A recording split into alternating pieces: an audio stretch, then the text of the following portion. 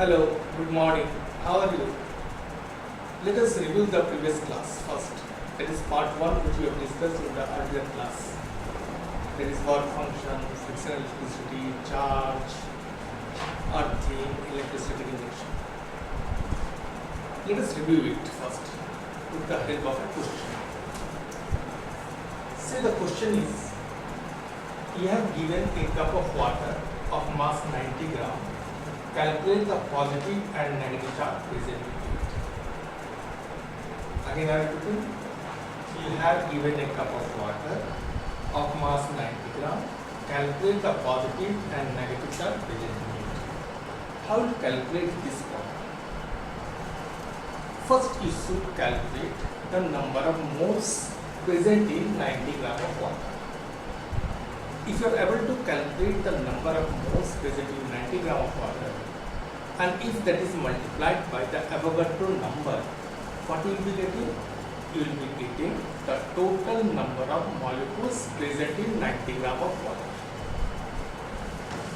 If that is multiplied by the number of electrons or protons present in one molecule of water, then you will be getting the total number of protons or electrons present in that 90 gram of water.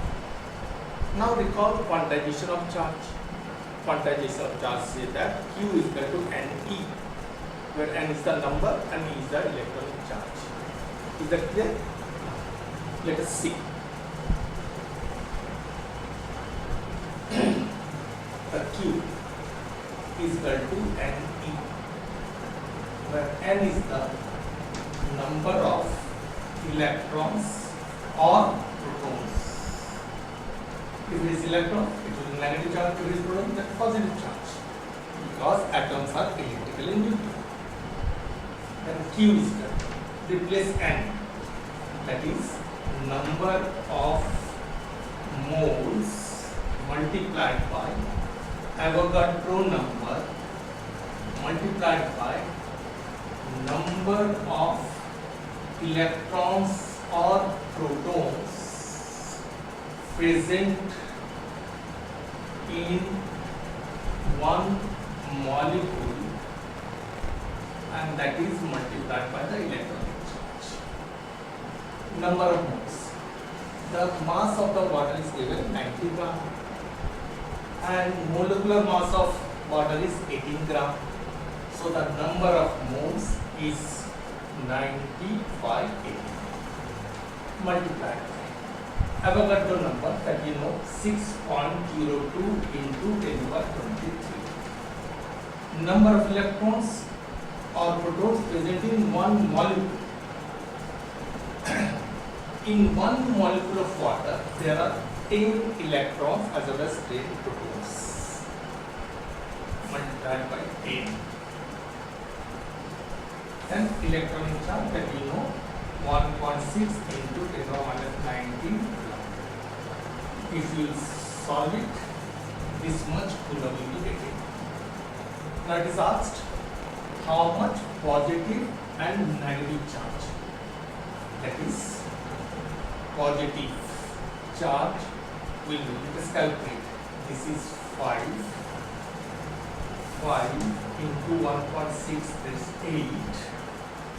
8 into 6.08.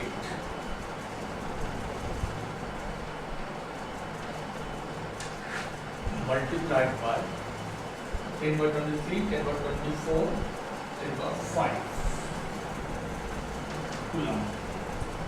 The positive charge in standard form, what you can say, 4.816 into 10 to the 6 Coulomb.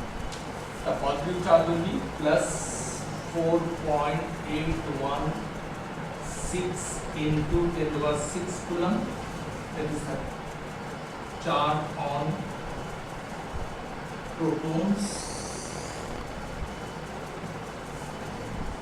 and minus 4.816 into 10 to the 6 Coulomb is the charge on electrons.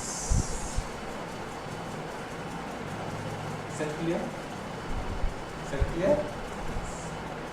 another problem. You have given a conducting sphere A having charge -4 microcoulomb, which is brought in contact with another conducting sphere B having charge of +2 microcoulomb. How many electrons will be transferred from A to B so that each one will have the same charge? Now this is the problem. This problem is based on the conservation of charge. How? Before combination, the total charge is how much? -4 microcoulomb plus of +2 microcoulomb, that's -2 microcoulomb. This -2 microcoulomb will be equally shared among A and B. Equally shared. That is -2 microcoulomb by 2, that's -1 microcoulomb. This each one will have a charge of -1 microcoulomb.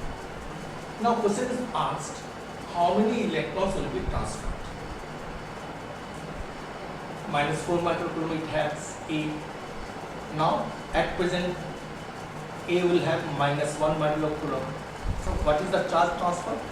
-4 microcoulomb minus of -1 microcoulomb, that's -3 microcoulomb is gone to +2 microcoulomb. Now the number of electron transferred. Since you know that Q is equal to NE, you know Q, you know E, so you can calculate N, and that is Q by E. So total charge of the system -4 microcoulomb plus +2 microcoulomb, that is -2 microcoulomb. Same charge on A as well as on B, that is -2 microcoulomb by 2, that is -1 microcoulomb. Therefore the charge which is transferred from A to B, that is -4 microcoulomb minus of -1 microcoulomb, that is -3 microcoulomb. Therefore number of electrons transferred from A to B, that N is equal to mod Q by E, mod of -3 microcoulomb by E, that is 3 into micro means 10 to the -6 micro, 10 to the -6 electron in charge, 1.6 into 10 to the divide it.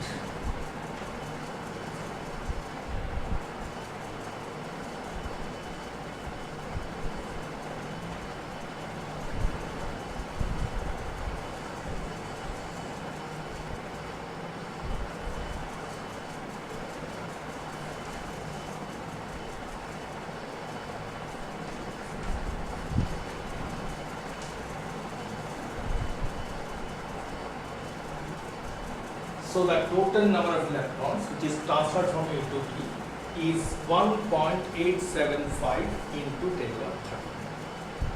Is that clear? Yes, our point of discussion is Coulomb's law, dielectric constant, which is also known as relative permittivity, represented by epsilon r or K, and a brief introduction to vectors, because this is helpful in solving the problems, because you know that force is a vector quantity.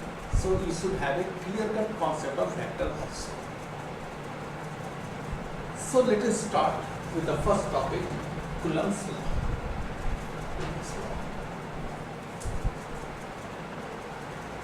What is Coulomb's law?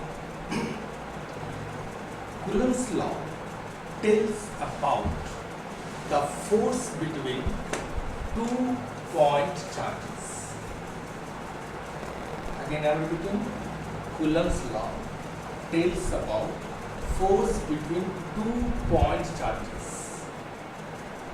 Is that clear? Yes.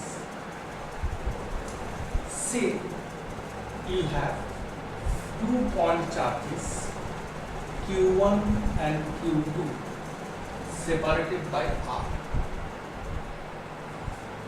The force experienced by each charge, the magnitude of force experienced by each charge is K in small k mod Q1 mod Q2 by R square. Coulomb's law tells about the magnitude of force between 2-point charges. Well, this small k is nothing, but small k is called electrostatic force constant. Electrostatic force constant.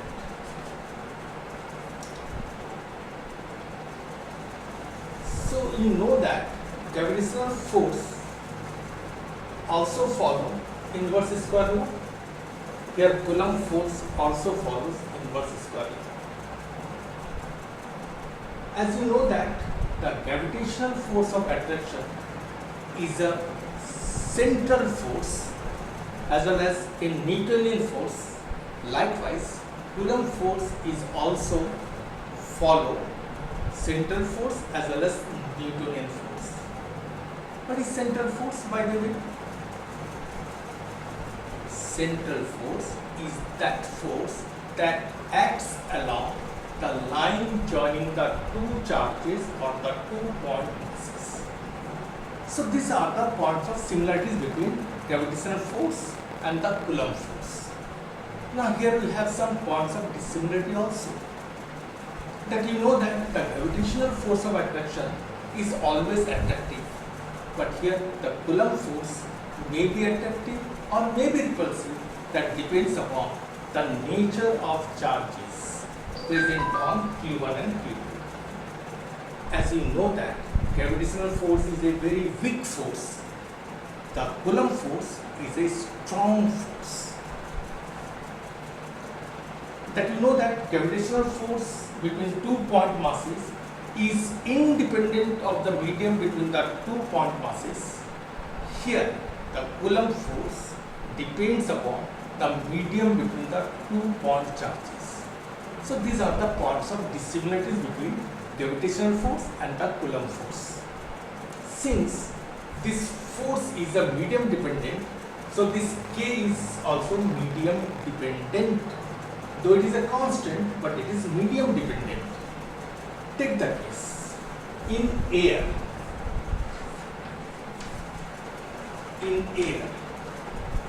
the electrostatic force constant or vacuum, in air or vacuum, K is equal to 1 by 4 pi epsilon naught. What is epsilon naught? This epsilon naught is called absolute permittivity. Absolute permittivity of free space, and this has a specific value, that is 8.85 into 10⁻12 Coulomb square per Newton per meter square. When you substitute this value here and you know the value of pi, then this value becomes equal to 9 into 10⁻9 Newton meter square per Coulomb square. This is the value of K in air or vacuum. In SI system,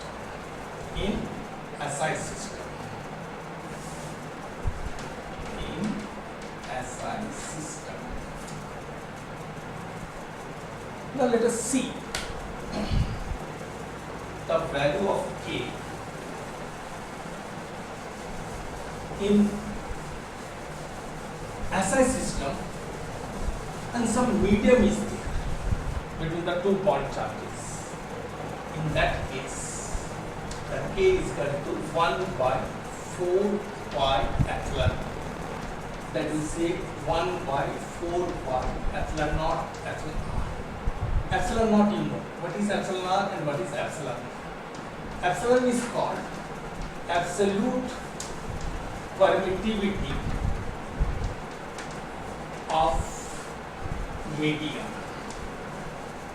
and this epsilon r is the relative permittivity of the medium.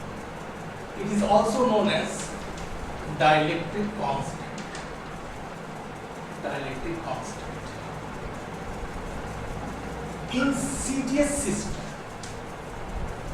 in vacuum,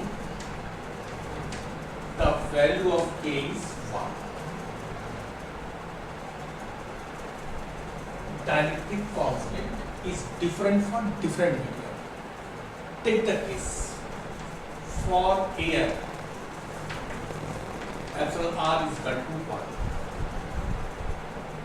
If you say for silica, epsilon r is equal to 4. If you say for water, epsilon r is equal to 8. These are some known values.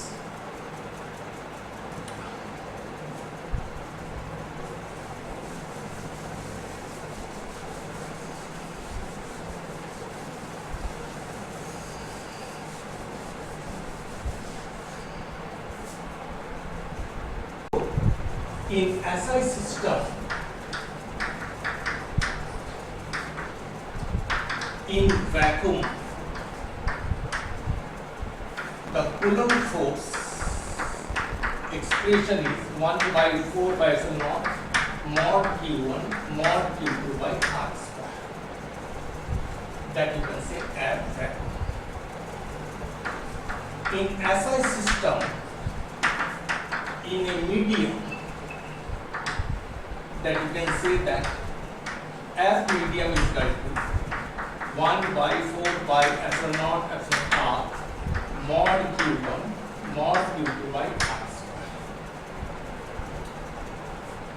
In CDS system, in vacuum,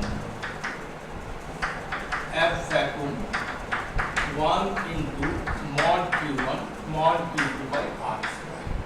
Why is 1? Because you know the value of K is 1 in CDS system. But remember, when solving the problems, here in SI system, you must substitute Q1 and Q2 in coulombs. The value of R you must be putting in meter, then you will be getting the value of force in Newton. But here, this Q1 and Q2 must be in CGS units. What is it? Stat coulombs. The value of R you will be putting in centimeter, then force value will be getting in time. So learn the units also. It is very, very essential. Now dielectric constant. See these two terms, F vacuum, F medium. If you divide this by this, what will you get? This and this cancel out, this and this cancel out, epsilon goes up. Therefore, dielectric constant you may define in terms of Coulomb force as F vacuum by F medium. That you can say that, remember this thing, F medium is equal to F vacuum by epsilon r. What is the value of epsilon r in air? That is 1. For rest of the medium, the value of dielectric constant is always greater than 1. Other than air, epsilon r is greater than 1. If other than air, epsilon r is greater than 1, so what you find that F medium will be less than F vacuum. Otherwise, for air, these two forces will be same, because for air, epsilon r is equal to 1. Is that clear? Thank you. Solve. Now let us solve a problem on Coulomb's law. The question is like this: 2-point charges 3 microcoulomb and -4 microcoulomb are separated by 2 cm in vacuum. First question is: find the magnitude of force experienced by one of the charging SI unit. Next question: find the force exerted by each charging CGS unit. Number C: whether the force will be attractive or repulsive. Fourth question: if water of dielectric constant 80 is introduced between the charges, what will be the new force in number 1 SI system, number 2 CGS system.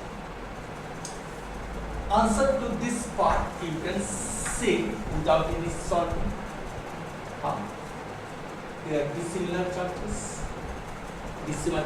attract each other, and so the force is attractive. Force is attractive.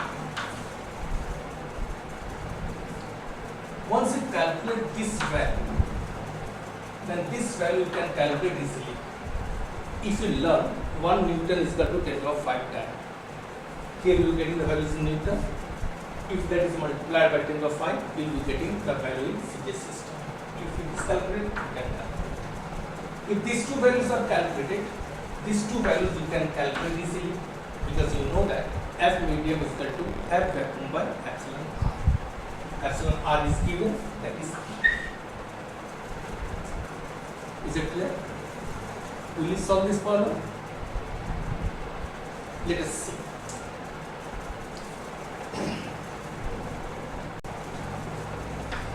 The magnitude of Q, say this is Q1, that is 3 microcoulomb, that is 3 into 10 to minus 6 coulomb.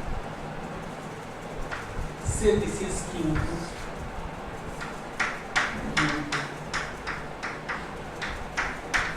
that is 4 into 10 to minus 6 coulomb. Distance is given 2 centimeter.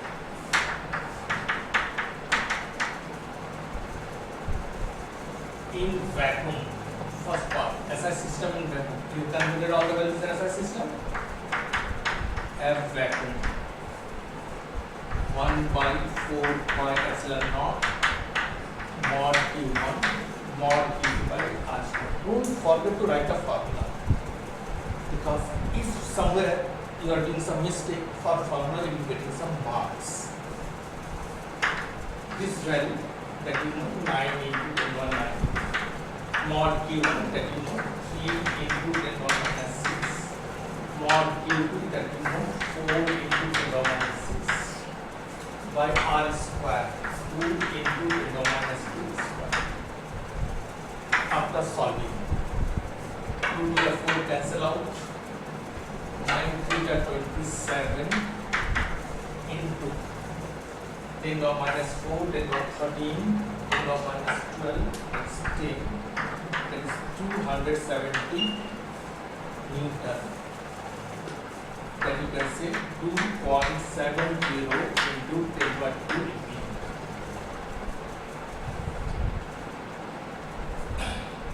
To the part B. In part B,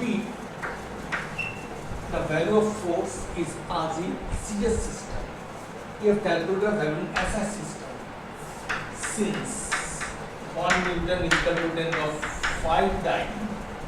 So here the answer is 2.7 into 2 multiplied by 10 of 5 dyne, and that we say 2.7 into 10 plus 7 dyne. You can verify this answer by having the concept of the relationship between Coulomb and stat Coulomb. Let us verify this problem whether the relation 1 Coulomb is equal to 3 into 10 to the 9 stat Coulomb is true or false. Otherwise, your answer is completed. Your answer is completed. Let us verify.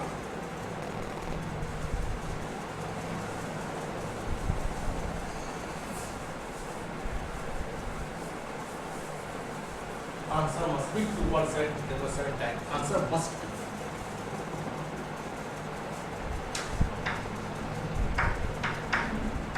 Q1 mod.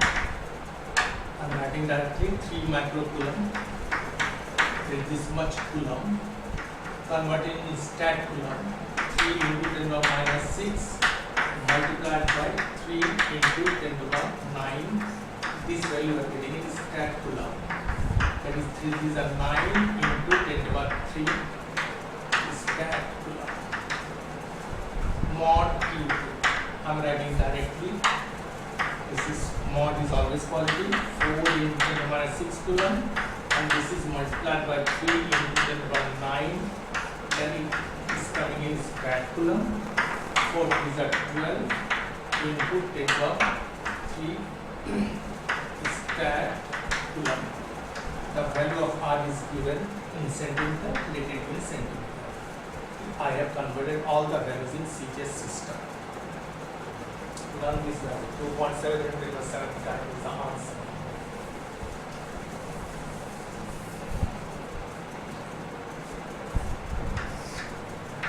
And vacuum in CGS system 1 mod Q1 mod Q2 by R square. Mod Q1 9 into 10 to the 3 mod Q2 12 into 10 to the 3 R square is 2 square 2 to the 4 to the 12 3 into 9 27 into 10 to the 6 and standing for 2.6 into 10 to the 7 times. So our conversion is correct. 1 coulomb is 3 into 10 to the 9 stat coulomb. This is answer to the part B. Part C answer already I have told. Whether the force is attractive or repulsive? The force is attractive because the charges are dissimilar. Now answer to the fourth part B. 1. F medium. That because the formula F decompression. Don't forget to write the formula. Always write the formula first, then put the value, then get the answer. F vacuum 270 Newton. SR 80. Calculating the value we are getting in Newton. 0 cancel out.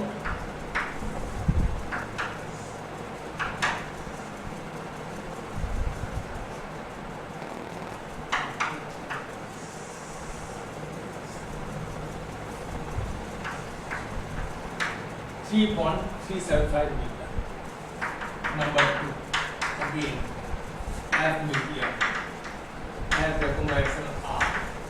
The value of force 2.7 into 10 to the 7 times, I think so. Divided by 80 times. That is 27 by 8 into 10 to the 5. That is 3.375 into 10 to the 5 times.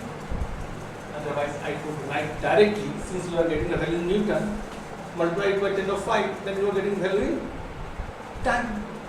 Is that clear? Is that clear? So this is our Coulomb's law. Now, since you know that force is a vector quantity, so you must have a clear-cut concept of vector. So in the next part, first we will discuss a brief introduction to vector, then we will see Coulomb force in vector form, how it is written, how it can be solved, and then we will discuss what is superposition principle of electrostatic forces. Thank you, children.